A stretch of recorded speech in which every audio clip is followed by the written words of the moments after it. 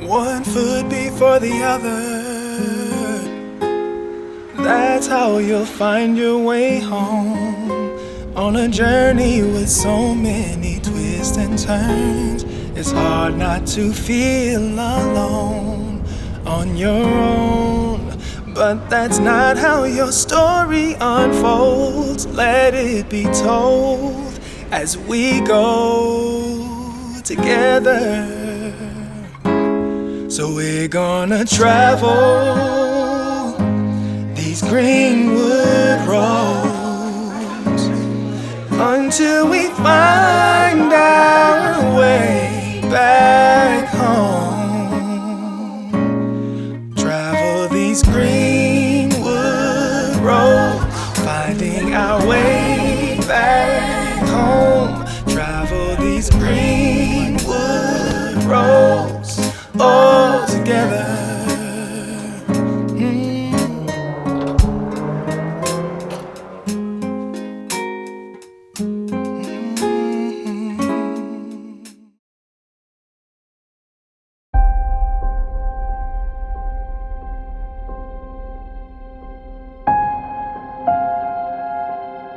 It was 1921. 31st of May and June the 2nd. Just scared to death. Oh, mad. I was so mad I just nearly died. That was the greatest tragedy that ever happened to Tulsa. They're burning down the town. People marching with their hands up. Not only the business was destroyed, but many of the homes were destroyed and looted. It was just terrible. It's something you'll never forget. I mean, I'll never forget. Well, Black Wall Street is really, in many ways, a misnomer, because this was not a financial community, it was not a banking community, it was a community of small businesses and entrepreneurial concerns. So I often say that Black Main Street would have been a better, more apt moniker for the community. We lived in a world where white supremacy was the philosophy of the day. And so black folks were, by definition, subpar and often subhuman. So how is it that there can be black folks on the other side of the tracks living better than some people in the white community? That causes cognitive dissonance, this sort of psychological misalignment between what one believes to be true and what one observes on the ground. And how do you harmonize that dissonance? Well, one of the ways that you might do it, that is a destructive way, is to level down the black community through violence, which is exactly what happened. The violence really disrupted the ability of black people to transfer intergenerationally the wealth that they had accumulated. So there were millionaires in the Tulsa community prior to the massacre. They were wiped out because their properties were destroyed. We know that all things are possible in the realm of economics and entrepreneurship because guess what? They were done over 100 years ago when people faced barriers that we'll never face again, which is not to say that we don't face structural systemic racism today. We do, but not in the way that those folks faced it, yet they were successful anyway.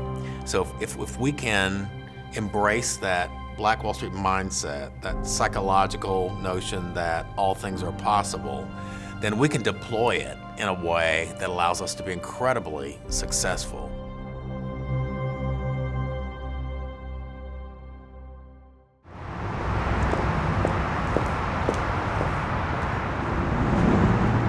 So this is 100 Block Beads. 100 Block was a street on Greenwood, or also known as Black Wall Street. This is what it looked like before it was destroyed and torn down and forgotten about. So as you know, this year is 100th anniversary of it happening. So where also the name comes from.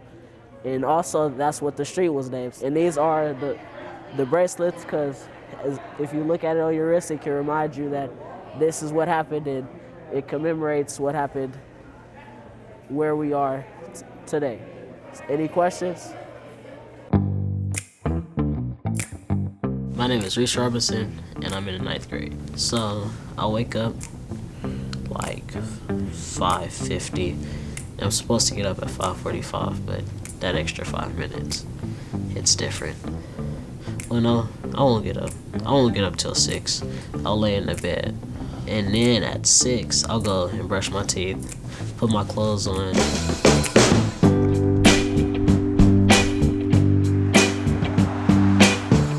That usually takes me till 6:15. So then, well, I walk to the bus stop, then I get on the bus.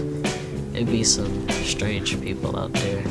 And then the bus takes an hour from out here to crossover. And then I walk to the school because the bus doesn't drop me off right in front of the school, so I walk there. Get a broom and a dustpan, and we'll get it. And I'll start my job at 7:30, and then I'll get off at 8:30.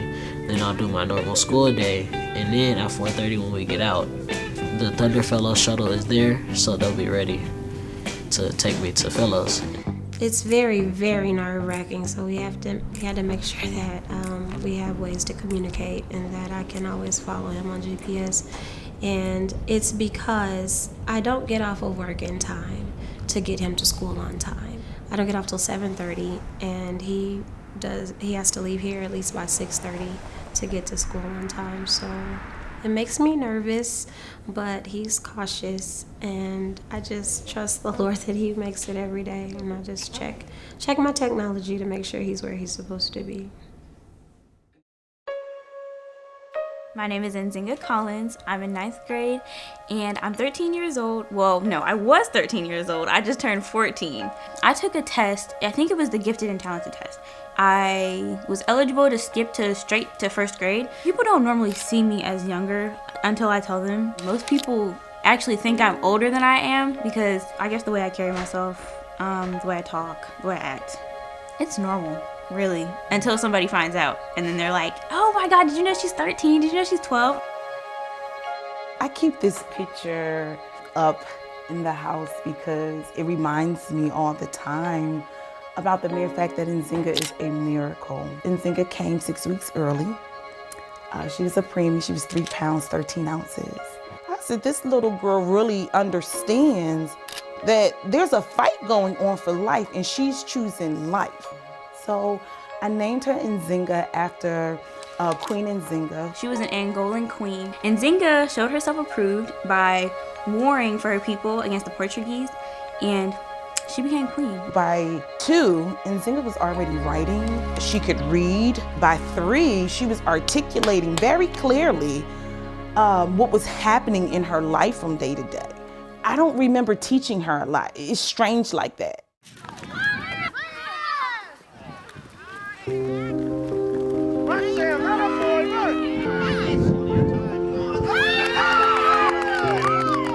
Walking onto the field with like this helmet that was 3 sizes too big, which definitely was not safe, and pads. And as I was walking on the field, I saw Mike. I just gravitated to him. Sam had a little bit of like swagger to him. We became immediate friends. I think we became immediate friends around collectibles. We collected baseball cards. There used to be a baseball card store in West Concord, close enough where Mike and I could walk to it. And he had a really pristine collection. I had my cards all over the place under my bed. Sam had his in this like surgical box, like organized, and like I was inspired by that. So we became friends around that, and then we just started hanging around each other a lot.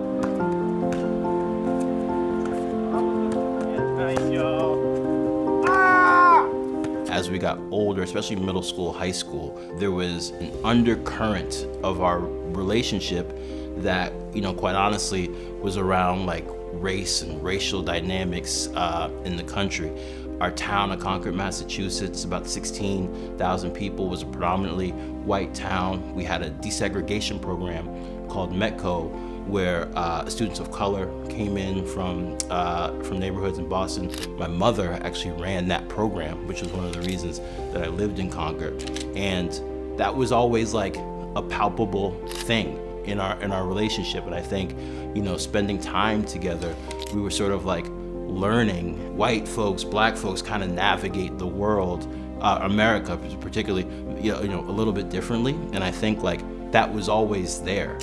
There's just like no judgment, you know what I mean? And there was no fear of like being judged. So we were just kind of like figuring out some of that stuff, differences, and maybe things that people would consider bias or stereotypes, or we would just talk about it in a way that was almost like we were removed from that. But I never felt uncomfortable about asking a question that could be perceived as ignorant. And so that is a credit to Mike and our other friends, because that environment was created. We have a quote from James Baldwin on the side of Greenwood Rising. He says, "Not everything that's faced can be changed, but nothing can be changed until it is faced." Tulsa is not the only community that has suffered historical racial trauma. There are many communities who have really dark pasts that they have not come to grips with yet. The good news is that we are finally coming to grips with it. We are finally trying to address some of the legacy of this horrific past.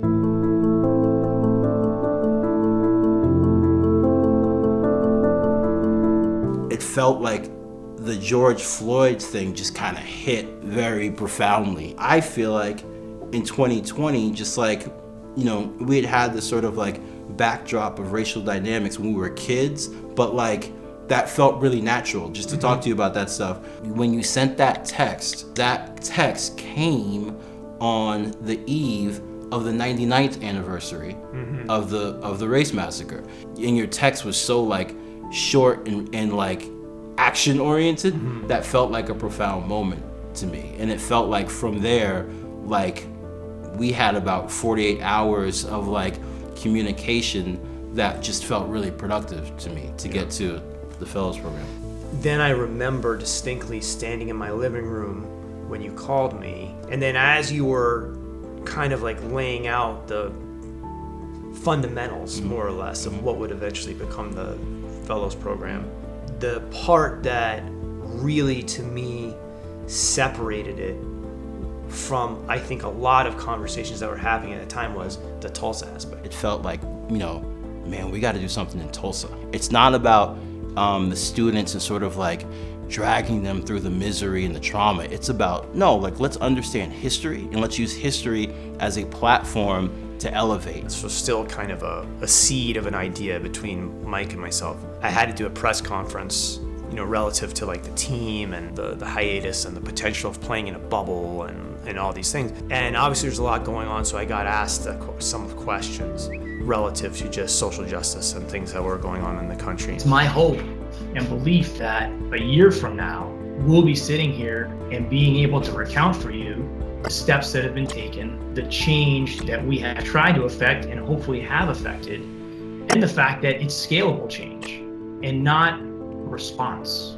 Really what I'm trying to say is when the protests dissipate and slow and the anger turns to sadness and sorrow, that is when the work of an organization like the Thunder or any organization should be building to its crescendo. We have to be thoughtful about it, but I would ask everyone to hold us accountable in this area because I believe we're going to be able to make scalable change going forward. The tendency is to act quickly for immediate kind of, I don't know what it is, if it's acceptance or like just to kind of check the box that like, yes, we care.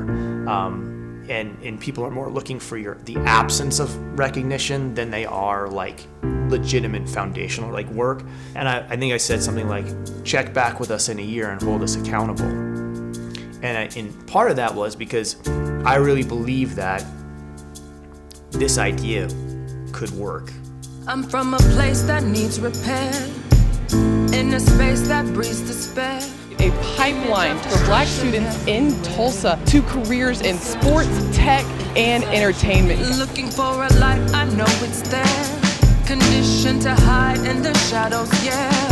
They feel no growth will happen there. I worked for the NBA league office in New York City. I worked for their social responsibility team. And so I had a pretty good pulse of what was happening across the league from a community relations standpoint. And because of that, I knew that the Thunder had announced the launch and the concept of the Thunder Fellows program. So we spent a long time on a vision for the person and the role, as opposed to going out and just looking at people. And so an opportunity like this that merges sports, entertainment, and education, and working directly with young people at a micro level. On the eve of the 100th anniversary of the Tulsa Race Massacre, I just feel like me as a student of history, it was really a no-brainer.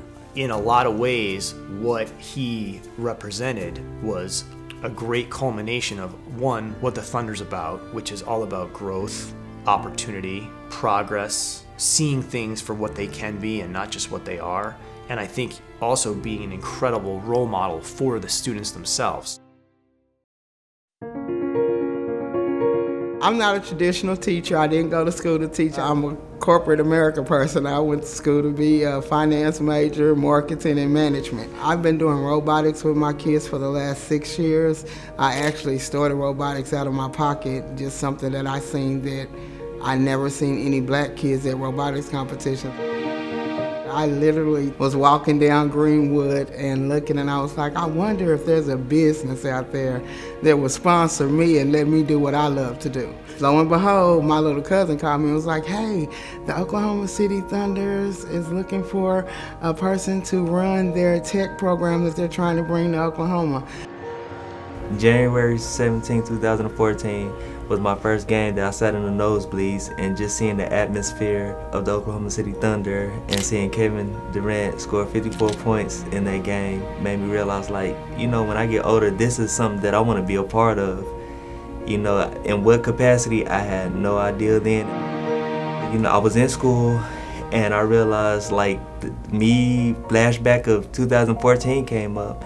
And so I'm like, hey, you know what? I'm gonna apply for Oklahoma City Thunder as an intern. If I gotta commute every single day during the week, that's just something that I would do. And surely enough, when I applied, I seen this opportunity pop up that, you know, that they're doing the Thunder Fellows in Tulsa, Oklahoma. So an opportunity where I wouldn't have to commute, but actually be right here in my hometown. First off, y'all have put in work, and you said this is a destiny thing. Like, it really is. By the way, me not being from Tulsa, we could not have done what we've done without your expertise, your knowledge, your insight, and understanding the city. We definitely lucked out by grabbing those two, Lakina and Ricky, as a part of the team. They are both from Tulsa, right? So Lakina was born and raised in Tulsa, a descendant of Tulsa Race Massacre, and Ricky, while he wasn't born in Tulsa, spent 20 plus years of his life here. And so it's funny, anywhere we go, as a member of the Thunder Fellows organization, they are both being dabbed up and they're receiving hugs, and they're definitely one with the city and of the city. And so that is critical. We're putting together something great, and I cannot wait to have this thing materialize alongside y'all. So let's get it. Let's make history. Go team. Go team, go. Yeah. Air 5. Let's get it, let's get it. So Daniel, it's a pleasure to meet you. Congratulations on being considered a finalist for the program. We're really excited to get to know you today. What does that mean to you? What is the, kind of being the torchbearer of the next generation of Black Wall Street? How does it feel to be a part, or to potentially be a part of that groundbreaking thing?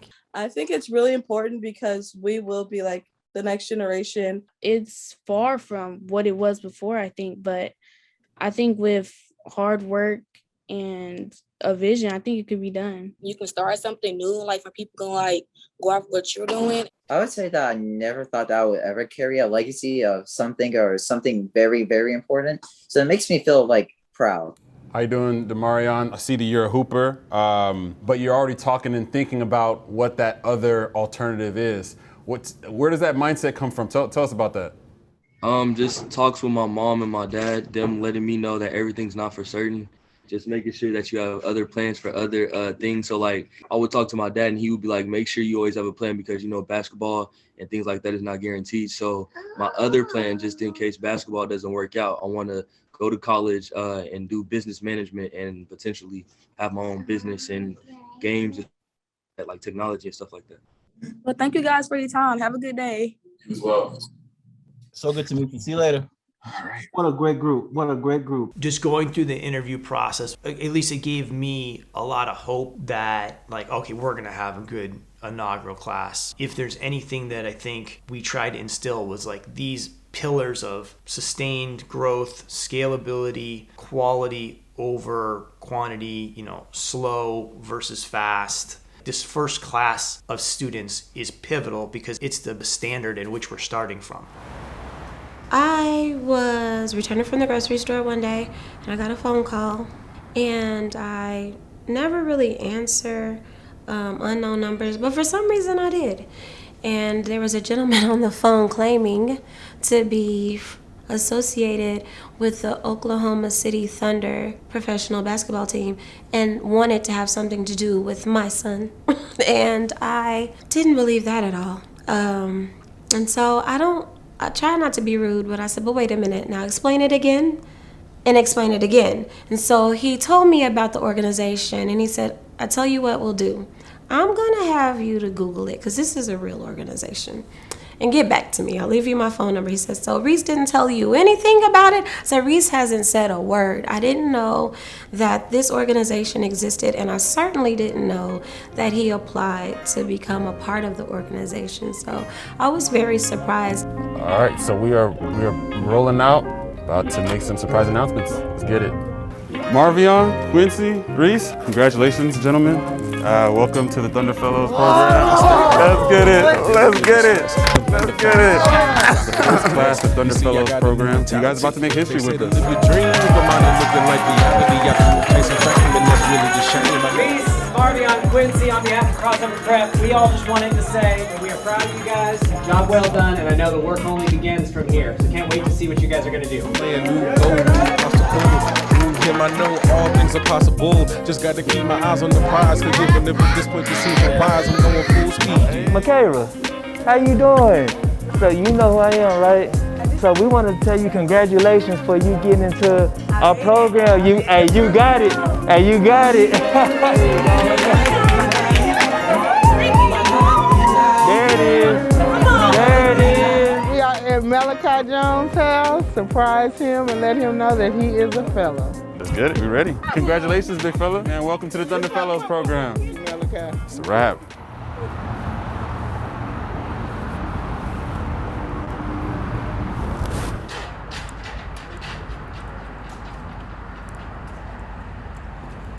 No, she's just sitting in there waiting. Yeah, the family's in there right now. I got your blanket. There you go. Thank you. Good job. The kids are going to be in there and they're going to say, happy birthday, Mother Randall. Oh, okay. Okay? My great-grandmother, Mother Randall, is one of the last 3 known living survivors of the 1921 Tulsa race massacre. Okay, so this is from when my great-grandma and my mom went to go meet the president. And he basically sent a letter saying that he was sorry, and he was giving them publicity that this needs to be recognized. What I learned from her is that we need equality, so what happened to her doesn't happen again. When Miss Whitley told me about the Thunder Fellows and, what that program consisted of, and, because she said, I forgot that you were a descendant. And she says she would love to have Keandre. Once I found out, I was like, we've got to. So I started calling everybody, get the letters in, I want my son in this program because not only, it's helping with, they're going to learn about Black Wall Street, but they're going to learn the backside of the NBA. They're going to still learn computers and everything. And that's right up Keandre's alley.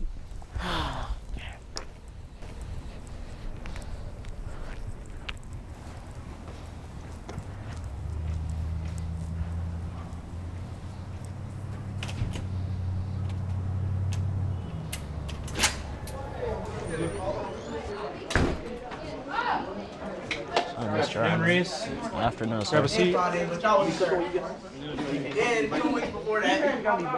Okay, guys, grab a copy of Lord of the Flies. If you've already got one, or grab one off the shelf. Some of the teachers and ACs are in a fantasy football league. Y'all all grown and got jobs and ain't put no money on it. Couldn't be me. What's up, pussy? Let's do it right. Wearing my hat. They just, when I'm at school, they be like, Reese, you know that's not our uniform. Can you please take that off? I take it off. I walk down the hallway. And then as soon as I hit the corner, Reese's hat is going right back on his head. They tried to take my hat a few times. That didn't work. Reese always has a spare hat in his locker. Yeah, are you working? Yeah. Bruh, push this table over up against that wall. We need a sweep. All right. Okay. Sweep it up. 30. All right, bet.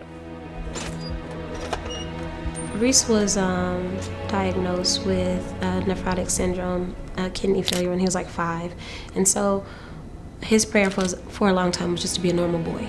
And so we didn't know that he was going to be a normal boy because the doctor said he would have to have a kidney transplant and he would have to be on dialysis. And none of those things are true. We didn't know that we were going to have this time. The doctors told us no. They told us to prepare ourselves for the worst, and his life was not going to be this way. And I think that one of the things that makes me so grateful and so amazed at him is because I see his gratitude for being able to do the things that he does now. Stop acting very sarcastic like y'all are going to win. Wow. The point of view. Early part of his life, we lived with my grandmother. My daughter and I would go to bed, and he would stay up with my grandmother doing God knows what. And then he used to hang out with my mom. So all of his friends were kind of old ladies for a while. Especially like, during the times when he was sick and stuff and he didn't go to school and I was still working. So he just been hanging out with old folks. He's been hanging out with his grandparents. His grandmothers. I don't really know what a old soul look like. It's just how I am. When I have my way, I'm gonna be somewhere, a doctor for some hospital, living my best life, being motivational to other kids that grow up here. You can sign up for programs like this that will better your life. Everyone calls me the Grinch. I'm the Grinch. At any school you go to in Tulsa, I'm the Grinch. Because I'm nice, but I'm firm. They know they can't play. I want my work.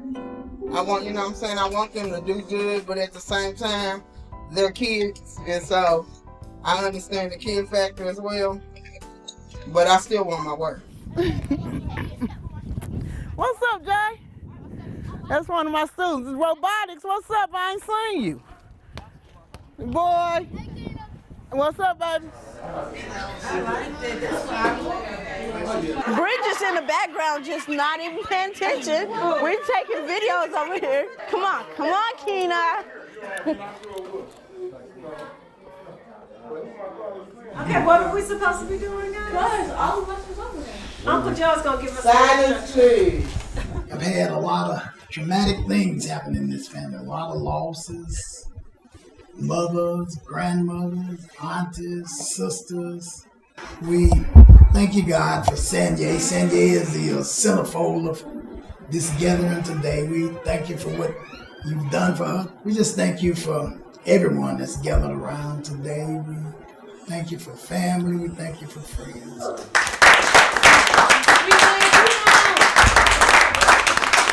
I'm grateful for my family. I'm grateful that we're able to be here together one more time, that we support each other, that we lift each other up, we pour into each other. It's just a blessing to have family, because everybody don't have a lot of family. Like, if we think about it and you think about your childhood and think about, my grandma lived across the street from me, my auntie was next door, we ran around the corner to my uncle's house. Like, we have something that a lot of people don't have, and not only do we have it, but we love each other, and we show each other support, and we show each other love all the time.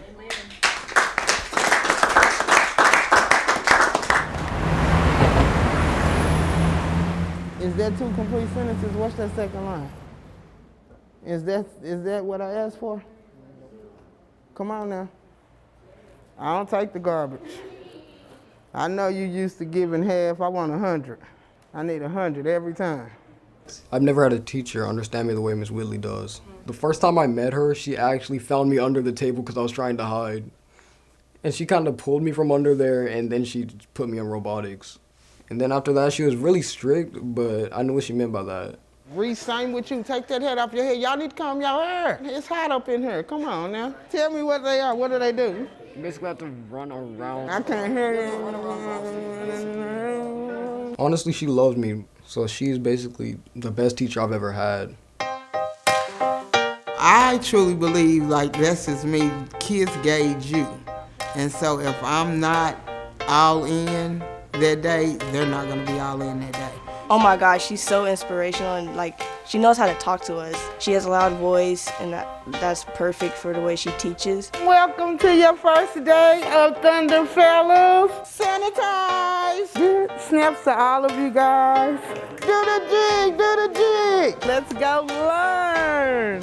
So the J factor to me is being able to love and enjoy what you do, even in the midst of work.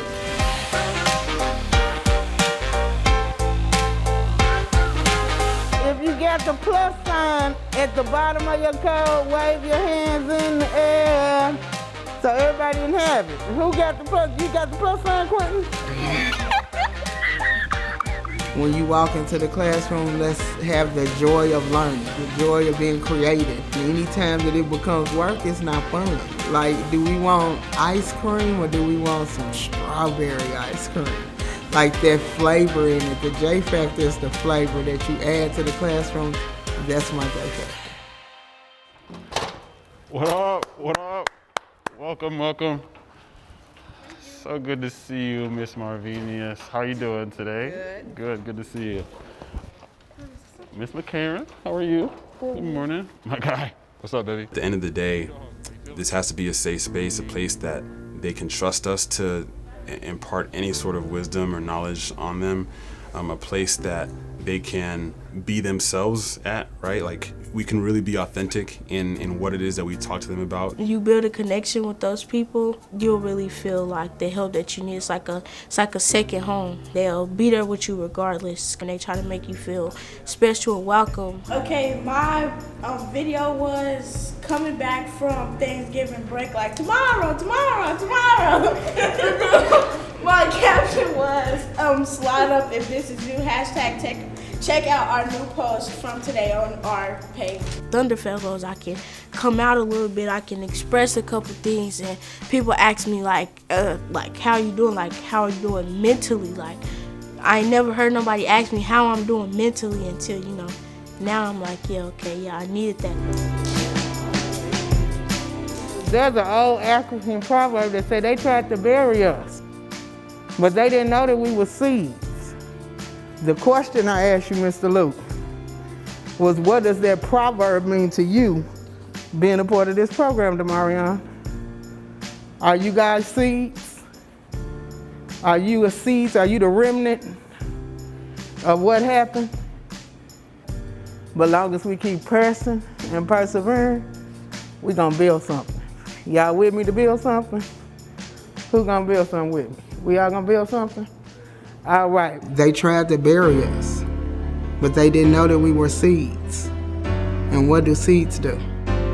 They grow. See, sometimes you got the world on your shoulders, and sometimes you got no place to go.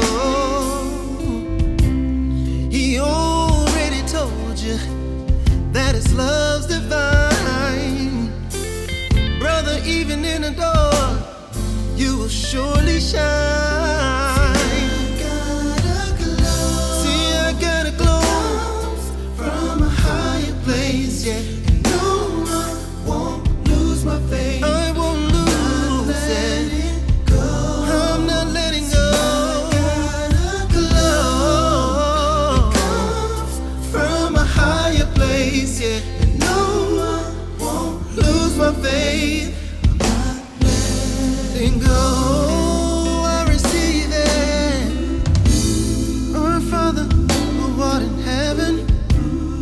be thy name, thy kingdom come on earth. Give us this day, forgive us our trespasses, and lead us not into temptation, and deliver us from evil. Said I know that the road you travel might be a little dark, but you got the glow, you got the glow, you got the glow, you got the glow. And the bills are due, and your heaven spouse no problem. But don't lose your faith, don't let it go, no, no.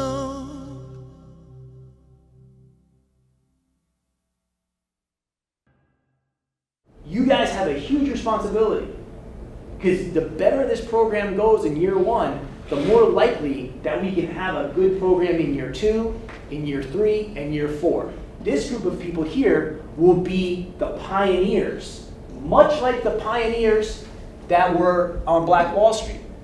My opportunity with Sam, it was a good opportunity. I learned a lot with him. I learned about life more, and I learned about his project, Forward Thinking. He talked about these percentage of people. There's 10% that wanted to get better and will improve to get better. 10% are leading, 80% are doing great, and there's another 10% that they may have got a bad hand. If you're in this room, you have a chance to get up here. But you have to be willing to probably be a little bit different to do that. Taking the step is the win. Trying to be in the program is the win.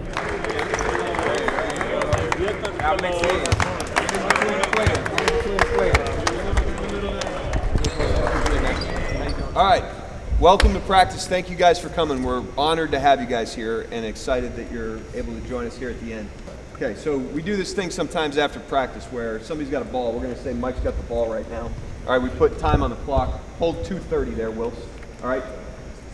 If the ball comes to you, right, you're gonna say your name and you're gonna say what your anthem is. All right, so I would say my name is Mark and my anthem is Born to Run by Bruce Springsteen. Everybody know who Bruce Springsteen is? No. Yeah, probably not. But it's personal to me, right? So you're just all you got to do is think of your anthem right now. All right, we're going to toss the ball to you. You can toss it to a Thunder fellow. You can toss it to a player. Let us know what your anthem is, all right? My name is Bryson Fortenberry, and my anthem is Parking Lot Day by YXL. Nice. My name is Shay Gilgis Alexander, and my anthem is You in the Six by Drake. Hello, my name is Daniel Eckhoff. I would say my theme is Virtual Insanity by Jamiroquai.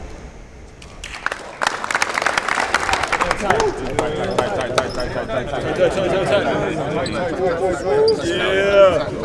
Together on 3. 1, 2, 3. Yeah.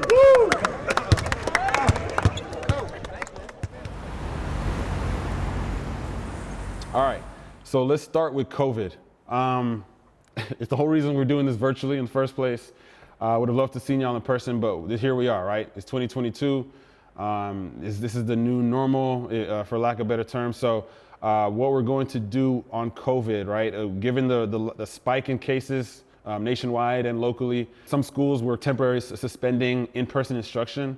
And so we're following suit and want to go virtual this week as well as next.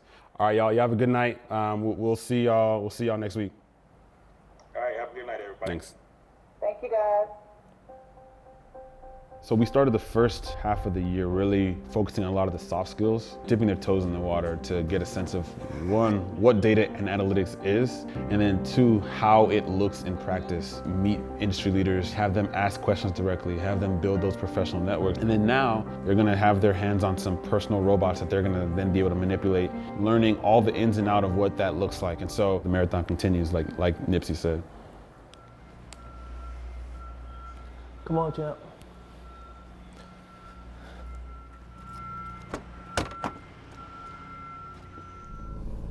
This is the first time that I'm picking up the kids since December 16th.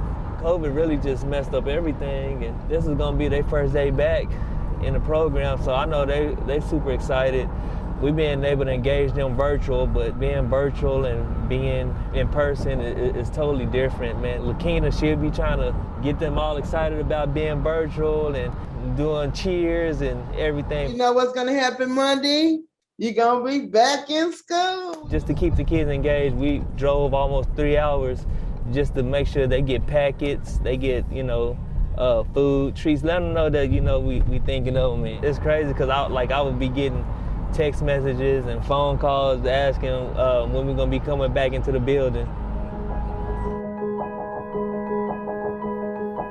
I have a greater appreciation for them because they literally have every reason not to be in this program. When I was at their age, I was out in the streets, and so to see them here committed to, our program, speaks volumes, and they are being provided something that I was never provided at a young age. And I mean, they take it to heart. That's my purpose, that's my why. Our group will start off in the control room, and then we'll work our way down the business office and see all there is to be seen, okay? We were on a tour of the Paycom Center, and just hearing kids come out of, the graphic design room or coming out of the control room and saying ooh, I want to do that, or just their curiosity, just that's the whole ballgame. When they send an email a couple years from now to an executive at the NBA or from different place, and they say, hey, I was a Thunder fellow, got any internships? Of course, right? They're already part of this this special program. Before I submitted my application to Thunder Fellows, I was thinking about not joining the WNBA, but I wanted to do something in the NBA, either be a manager or do something. But I couldn't really figure it out. But Thunder Fellows really did open my eyes to different ways that I can do things and not have to play basketball. The purpose of today is to introduce you all to J-Sleeve and Synergy 7, but more valuable than that is for us to be able to share some information with you all in terms of the importance of entrepreneurship, the importance of data, science, and technology, and really just that mindset of being an entrepreneur and continually staying focused and striving to achieve excellence. A lot of our clients, especially on the talent side, are Black athletes or Black entertainers, and as an organization, we've seen that we need to make sure that the people on the other side of the table are also representing what America looks like. Now for the moment you've all been waiting for. I'm just playing. No, seriously. So without further ado, in the words of our friend Miss Oprah Winfrey, no. You get a robot. The robot will not move without Python. It is Python powered. You can make him do the Cupid shuffle, or he can do the little, it's on you. Input one of these codes, and let's see Morty walk. Hey, yo. If it did not check dance, check your code. They are alive, guys. You have wrote your first Python code and made your friend move. Congratulations. I just seen that I saw a lot of opportunities, and it's I still have the little passion in me for the technology thing. It's some things I don't get, but it's some things that I can get, and I feel whatever I put my mind to, I can really do it.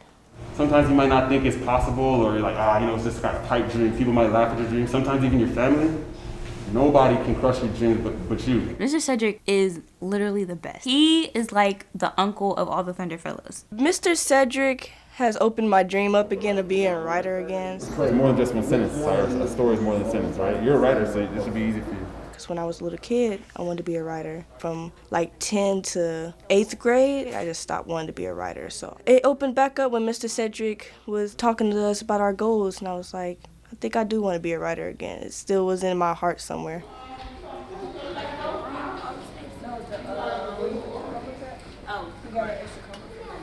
Go have fun, children of the corn. Y'all, are you ready? I don't know about that. All right, let's go. I'm rolling. Yeah. Let's roll.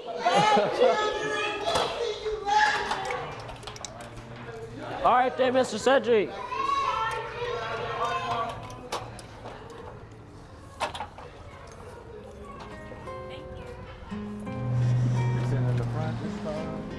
sitting in the front. Bro, Nah, I gotta redecorate my room. redecorate your room. Yeah, redecorate. The master bedroom. Must be nice, huh? Your mama give you the master bedroom. You don't pay no bills.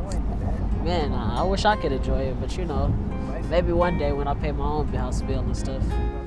It's hard not to feel alone on your own, but that's not how your story unfolds. Let it be told as we go together. So we're gonna travel.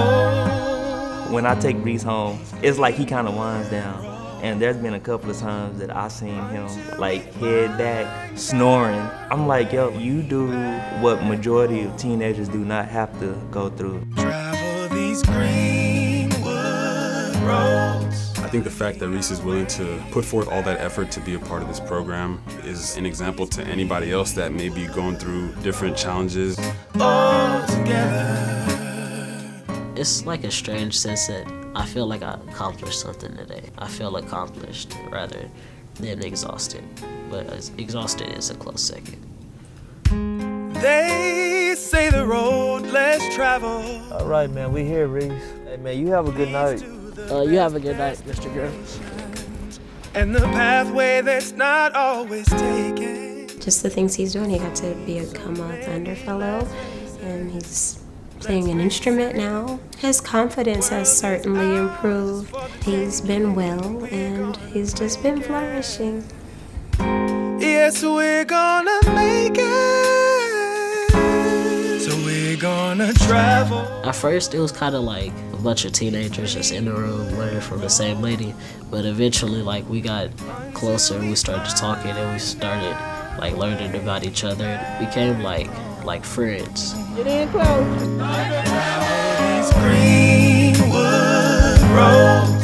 The overarching narrative in the story of the Greenwood community is that of the indomitable human spirit. Black folks persisted, they rebuilt their community, and that the communities thrived. People know about Black Wall Street, what it represented, and to let our kids know that's what's birthed inside of you. It's like, it doesn't mean very much now, but like when it's 10 years from now, they're gonna be like, man, them Thunder Fellows, they really got me thinking about what happened in Tulsa, Oklahoma 100 years ago. Good morning, sun shining right here in Greenwood. Yeah, it's so nice. It is my pleasure to welcome you to the Thunder Fellows capstone presentation. These are speaking notes, your cheat sheet. I'm not too scared to present. It's just that, like, I'm not too scared. I'm very confident. The future is so bright, it's blinding. The Fellows, my home team, and we grinding. Introducing the crew with the juice, not a boost. It's the truth, make the ops call a truce, cop a deuce. I don't shake in my boots, I just step till it ain't nothing left. Effortless, do the best of the test we get put in, we know how to pass. Ain't about being swift, it's about who gon' last. What a task we've been asked to do. Pass the ladder to those who come after you. Build a platform to help others, that's admirable. Don't this sound classical? Fellows go spread the good news on the avenue. Been in the worst, but gon' seem like it's out the blue. Don't give life to the things that put doubt in you. Hey, no, this ain't for clout. That ain't what the Fellows is about. Bring the fountain of life to a drought. To get what you deserve, you gotta be devout. Thunder Fellows from the young to the old. Just be aware, man, you gotta stay focused. Distractions only matter if you notice. Manifest destiny, not hocus pocus. Hey, no, this ain't for show. This for the ones in the darkness who go above and beyond. Raise the bar when it's low. Anywhere, everywhere that we go, and you already know. Good morning,